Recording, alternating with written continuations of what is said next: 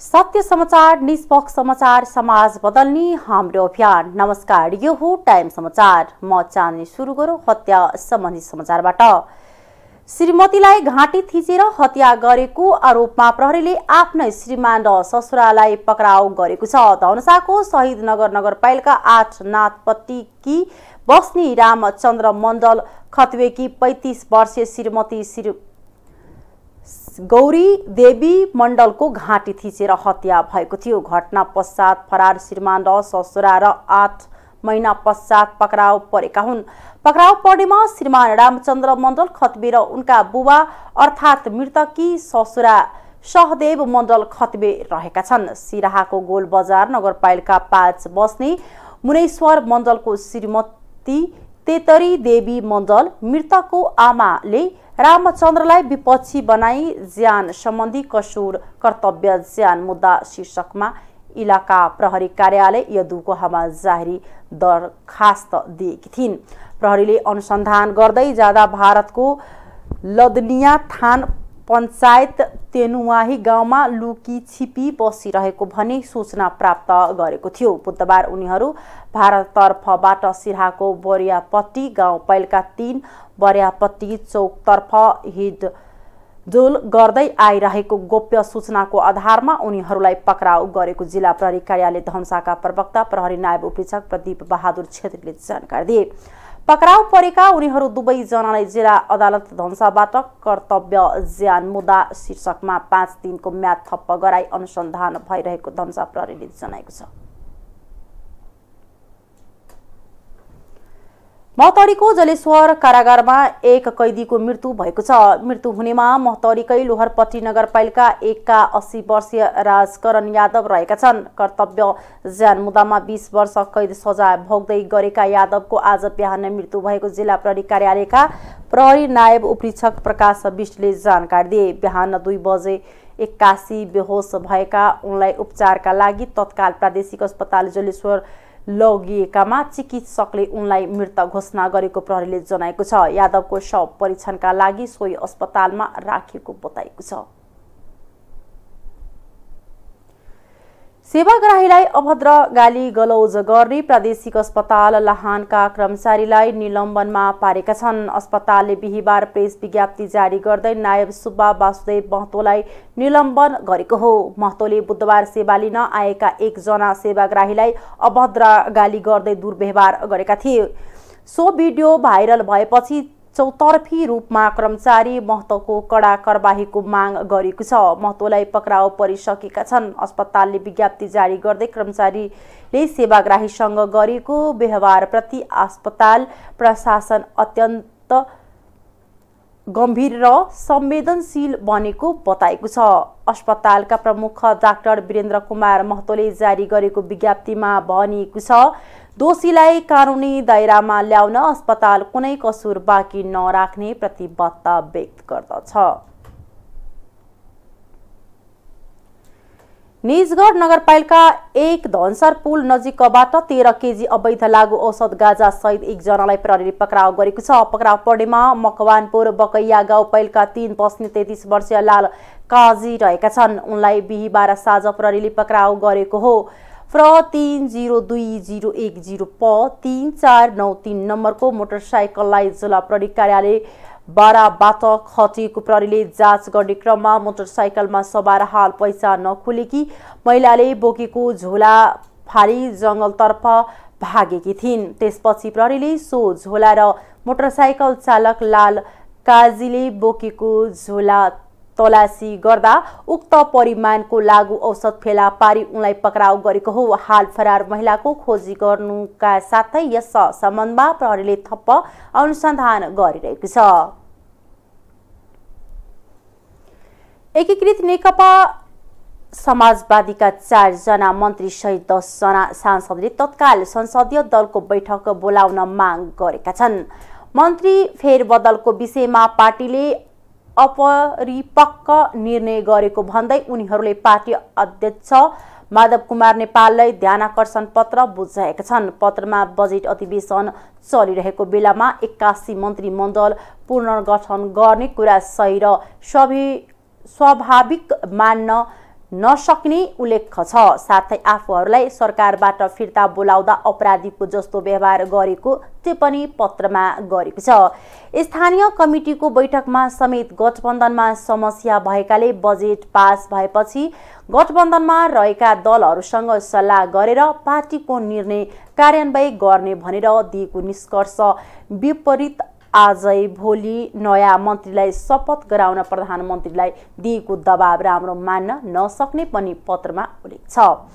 हिजो बुझाइएको 8 बुँदी ध्यानाकर्षण पत्रमा स्वास्थ्य मन्त्री विनोद खतिवडा, शहरी विकास मन्त्री रामकुमारी झाँक्री, पर्यटन मन्त्री प्रेम बहादुर आले र श्रम रोजगार तथा सामाजिक सुरक्षा मन्त्री कृष्ण कुमार श्रेष्ठले हस्ताक्षर गर्नुभएको छ। सांसदहरू कृष्णलाल महार्जन, गोपाल बहादुर बम्म, बीना देवी बुढाथोकी, पुष्प कुमारी कर्ण कास्थ, धनबहादुर बुढा र निरा जैरूले पनि मागमा समर्थन जनाउनु भएको छ।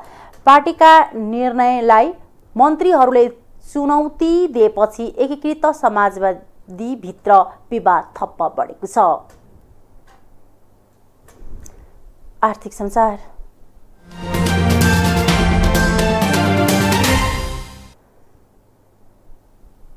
मुलुकभित्र लगानी बढाउन भन्दै सरकारले आगामी आर्थिक वर्ष 2079-80 को बजेट मार्फत वैदेशिक लगानीको न्यूनतम सीमा घटाएको छ। कुनै समय 50 लाख रुपैयाँ रहेको न्यूनतम सीमालाई विदेशी लगानी तथा प्रविधि हस्तान्तरण ऐन 2075 को दफा 3 को उपदफा 3 को अधिकार प्रयोग गरी 2076 को बजेटमा एकैपटक 5 करोड रुपैयाँ बनाएको सरकारले यसपटक उक्त सीमा फेरि चलाएको छ।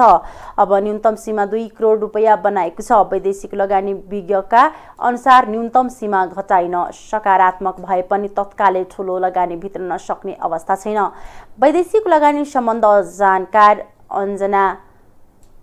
अन्जान न्यौपानेका अनुसार सरकारले न्यूनतम सीमा घटाउँदा आईटी पर्यटन सेवा क्षेत्रमा थप्प लगानी भित्र नसक्ने सम्भावना छ।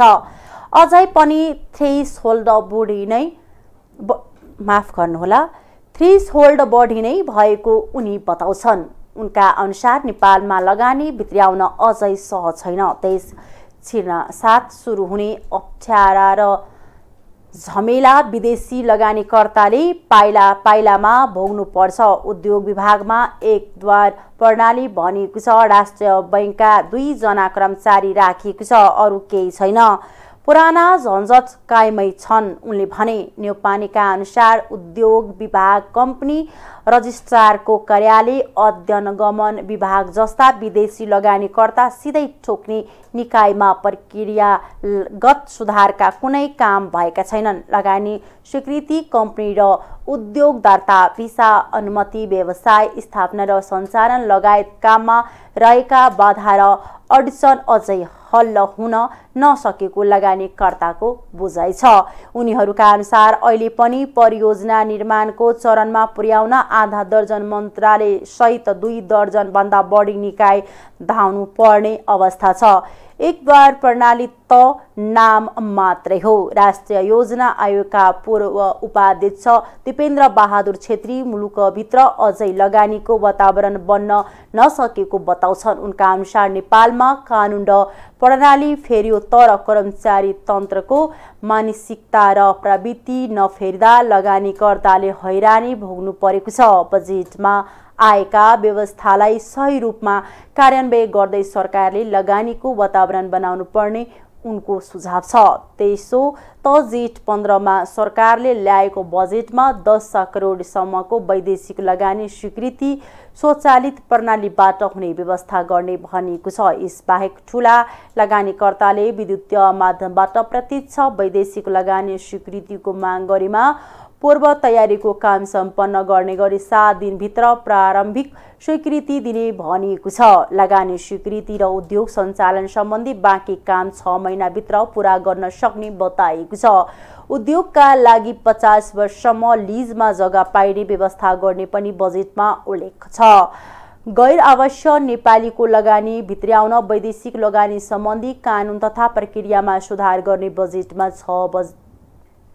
बजेटमा जस्तो सुकै व्यवस्था गरे पनि सरकारले थप लगानी भित्र्याउन प्रक्रियागत झन्झट तत्कालै हटाउन जरुरी रहेको ऊर्जा उत्पादक एवं स्वतन्त्र ऊर्जा उत्पादकहरूको संस्था इप्पानका उपाध्यक्ष गणेश कार्की बताउँछन्। उनको बुझाइमा नेपालको जलविद्युतीय क्षेत्रमा वैदेशिक लगानी भित्रन नसक्नुको प्रमुख कारण प्रक्रियागत झन्झट र लगानीकर्तालाई विश्वासमा राख्न नसक्नु हो।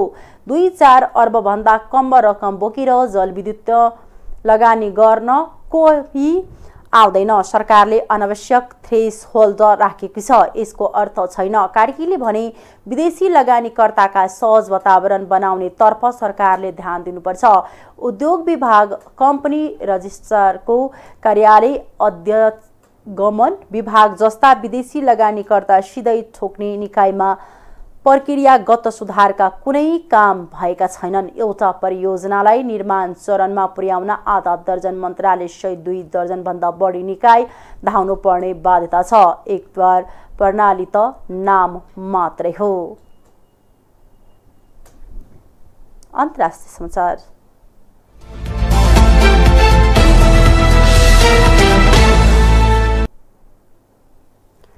भारतले अफगानिस्तानको राजधानी काबुलमा आफ्नो राजदूतावास पुनः सञ्चालनमा ल्याएको छ। तालिबानहरू नेतृत्वमा आएपछि बन्द भएको दूतावास भारतले पुनः सञ्चालनमा ल्याएको हो। बुधबार अफगानिस्तानमा शक्तिशाली भूकम्प गएर मानवीय क्षति भएपछि भारतले दूतावास सञ्चालनमा ल्याएको छ भने राहत वितरण पनि अघि बढाएको छ। भारतीय अधिकारीहरूका अनुसार भारतबाट लगिएको पहिलो खेप राहत प्रभावित क्षेत्रमा पुगिसकेको छ। बुधबारको भूकम्पमा अफगानिस्तानमा कम्तीमा 1000 मानिसको मृत्यु भएको पुष्टि भएको छ। अफगानिस्तानमा तालिबानीहरूले सत्ता नियन्त्रणमा लिएपछि विश्वका अधिकांश देशले आफ्ना दूतावास बन्द गरेका थिए। भारतले पछिल्लो पटक जुन 2 मा तालिबानी अधिकारीहरूसँग छलफल गरेको थियो। सुरक्षाको प्रत्याभूति हुने भएपछि भारत पुनः दूतावास खोल्न तयार भएको बताएको छ। तालिबानीको सत्ता कब्जापछि बन्द भएका मध्ये हालसम्म भारतसहित 15 देशले पुनः दूतावास सञ्चालन गरेका छन्। पूर्वी अफगानिस्तानको कुनार प्रान्तमा हिमपात र चिसो मौसमका कारण 12 बालबालिकाको मृत्यु भएको छ। गाउँलेहरूले केही दिन अघि घुमन्ते परिवारले आफ्नो गाईवस्तु चराउन पहाडमा लैजाँदा विपत्ति भएको बताएका छन्। पीडित सबै घुमन्ते परिवारका हुन्। युद्धग्रस्त अफगानिस्तानका केही भागहरू भर्खरै भारी वर्षाका कारण थप चिन्तित बनेका छन्। अधिकारीहरूका अनुसार देशभर अचानक आएको बाढीमा परे ज्यान गुमाउनेको संख्या बढ्दो छ। मुसलधारे पानी र बाढीका साथै पूर्वी पक्तिका र खोस्त प्रान्तमा बुधबार बिहानै गएको भूकम्पमा 1000 भन्दा बढी मानिसको मृत्यु भएको पुष्टि भएको छ। अमेरिकाले चिनिया सामानमा लगाएको सबै अतिरिक्त कर हटाउनु पर्नेमा चीनले जोड दिएको छ।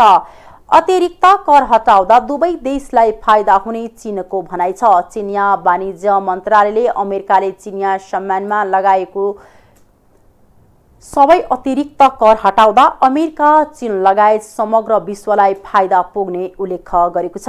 बढ्दो मुद्रास्फीतिको वर्तमान अवस्थालाई ध्यानमा राख्दै अमेरिकी पक्षले चिनिया माल सामानमा आफ्नो अतिरिक्त कर जति छिटो हटाउँछ त्यति नै चाँडो उपभोक्ता तथा व्यवसायले लाभ उठाउने मन्त्रालयका प्रवक्ता सु जुटिङले बताएको समाचार संस्था सिन्वाले जनाएको छ। उहाँले दुवै पक्षको जीतको अवस्था अर्थात् समाधानको मध्य बिन्दु खोजेर आर्थिक तथा व्यापार सहयोगका लागि वातावरण सृजना गर्न संयुक्त प्रयास गर्नुपर्ने बताउनुभयो। साथै दुई देश र विश्वका आम नागरिकलाई लाभ पुर्याउन विश्वव्यापी औद्योगिक तथा आपूर्ति श्रृङ्खलाको स्थिरता कायम राख्नुपर्नेमा पनि उहाँको जोड छ। खेल समाचार।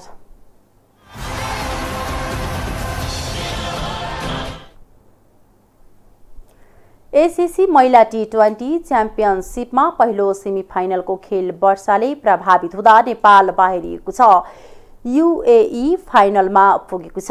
मलेसियाको किनरार मैदानमा पानी परेपछि नेपाल र युए बीचको खेल हुने सक्ने यसअघि टस हारेर पहिला ब्याटिङ गरेको युएईले नेपाललाई 82 रनको लक्ष्य सामान्य लक्ष्य दिएको थियो। युएई 19 ओभर 5 बलमा 81 रनमा समेटियो। युएई की वैष्णवी महेशले सर्वाधिक 16 रन बनाइन्। त्यस्तै ईशा रोहितले 15 र कप्तान छाया मुगलले 14 रन जोडी नेपालकी अश्मिना कर्मचार्यले 5 विकेट लिइन्। उनी प्लेयर अफ द म्याच भइन्। यस्तै इन्दु वर्माले 3 र सीता राणा मगरले 2 विकेट लिइन्। तर खेल रद्द भएपछि नेपाल बाहिरियो। नेपाल समूह बी को उपविजेता र युएई समूह ए को विजेता हो। नियम अनुसार युएई समूह विजेता हुँदा फाइनलमा पुग्न सफल भयो। अर्को सेमिफाइनलमा समूह ए को उपविजेता मलेसिया र समूह बी को विजेता हङकङ बीचको खेल केही बेरमा सुरु हुनेछ। फाइनल खेल भोलि हुनेछ। एसिया कपमा भारत, पाकिस्तान, श्रीलङ्का, बङ्गलादेश र थाइल्यान्ड रहेका छन्। हस्, अहिलेको लागि टाइम समाचार यति नै। हेर्दै गर्नुहोला टाइम्स टेलिभिजन। नमस्कार।